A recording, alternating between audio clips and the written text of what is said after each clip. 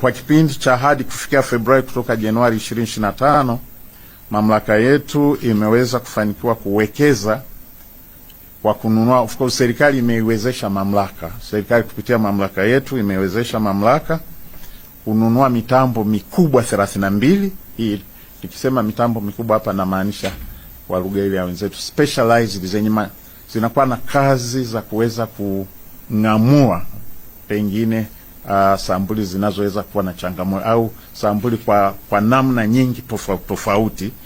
Mitambo mikubwa 32, lakini na midogo au vifaa saidizi 542 kwa ajili ya kuimarisha huduma za uchunguzi wa kisayansi wa kimaabara.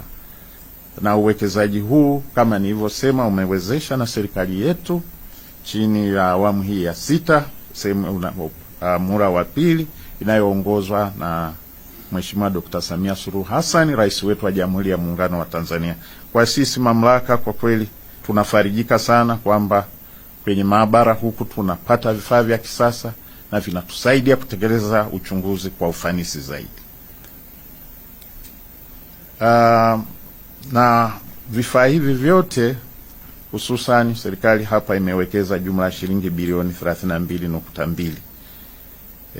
Na ununuzi huu wa mitambo hii umeendelea kama nilivyosema kuimarisha na kuendeleza utoaji huduma bora za uchunguzi wa kisayansi wa kimaabara kwa wananchi kwa ufanisi zaidi.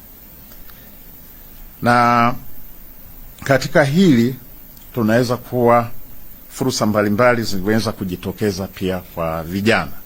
Kwa mfano, vijana wajasiriamali wameweza kutumia maabara hizi za mkemia mkuu wa serikali katika kupima bidhaa zao kabla ya kuuza sokoni au kabla ya kusafirisha kwa ajili ya soko la kimataifa. Hiyo tunaiona pia ni fursa, lakini kwa makusudi kabisa bodi ya wakurugenzi wa mamlaka ya maabara mkemia mkuu wa serikali iliweza kuweka punguzo maalum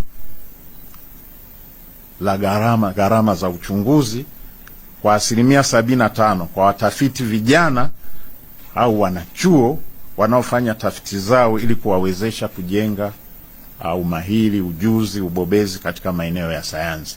Kwa hiyo kwenda kwenye ile orodha yetu ya bei kwenye uchunguzi unaowahusisha vijana au wanachuo kuna punguzo la 75%.